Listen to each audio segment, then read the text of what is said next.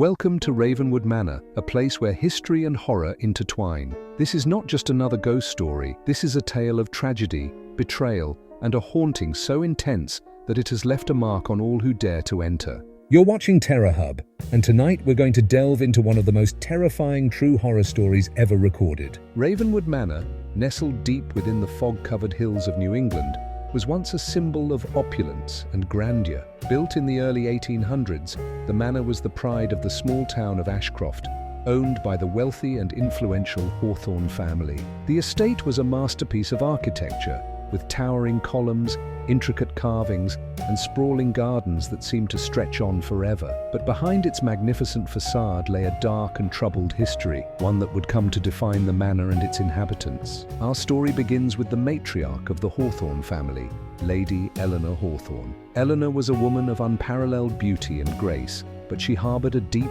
dark secret. It was said that she had dabbled in the occult, performing forbidden rituals in the dead of night. Her husband, Lord William Hawthorne, was oblivious to her nocturnal activities, consumed by his own pursuits of wealth and power. But the townspeople whispered of the strange happenings at Ravenwood, of eerie lights flickering in the windows late at night, and unearthly sounds emanating from the manor's walls. One fateful evening in the winter of 1835, Lord William returned home early from one of his business trips, only to find his wife in the midst of one of her rituals. Enraged by what he perceived as witchcraft, he confronted Eleanor, demanding that she put an end to her dark practices. But Eleanor, empowered by forces beyond her husband's understanding, refused.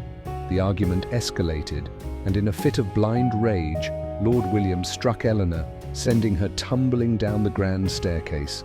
She hit the marble floor with a sickening thud, her lifeless eyes staring up at the ceiling. Lord William was horrified by what he had done. In a desperate attempt to cover up the crime, he buried Eleanor's body in a hidden chamber beneath the manor, sealing her fate within the very walls she had once haunted.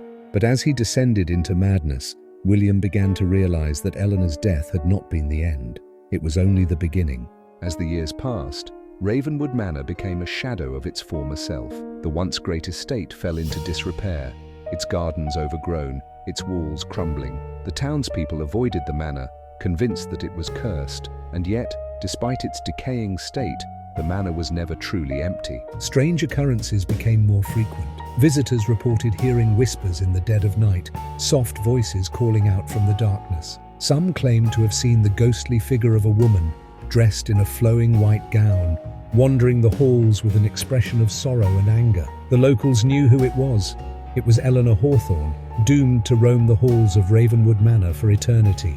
But the most chilling events were yet to come. In 1912, nearly 80 years after Eleanor's death, a wealthy businessman named Charles Wainwright purchased Ravenwood Manor. Wainwright was a man of science and reason, scoffing at the local legends. He dismissed the warnings of the townspeople and moved into the manor with his wife and 2 young children. At first, all seemed well. The Wainwrights began restoring the manor to its former glory, breathing new life into its decaying walls. But it wasn't long before they, too, fell victim to the curse of Ravenwood. It started with small things, objects disappearing, strange cold spots in the rooms, and the occasional sound of footsteps echoing through the empty halls. But as the days turned into weeks, the disturbances grew more intense.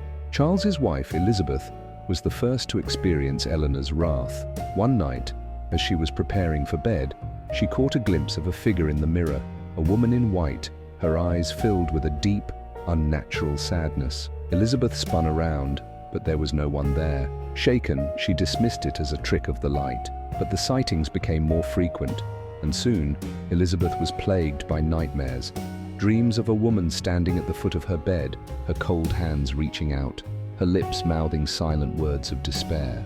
Charles, too, began to feel the presence of something otherworldly. Late one night, as he worked in his study, the room suddenly grew cold. The fire in the hearth flickered and died, leaving him in darkness. And then, from the shadows, he heard it, a faint whisper, barely audible but unmistakable. "You cannot hide," the voice said. "You cannot escape." Panic set in as the Wainwrights realized they were not alone. Desperate to rid the manor of its ghostly inhabitant, Charles sought the help of a renowned spiritualist from Boston. The spiritualist, an elderly woman named Madame Rosalie, arrived at Ravenwood with a stern warning. This house is not just haunted, it is cursed. Madame Rosalie conducted a séance in the manor's grand parlor, hoping to make contact with the restless spirit. As the séance began, the room filled with an oppressive energy, as if the very air had turned to stone. The candles flickered violently, casting eerie shadows on the walls.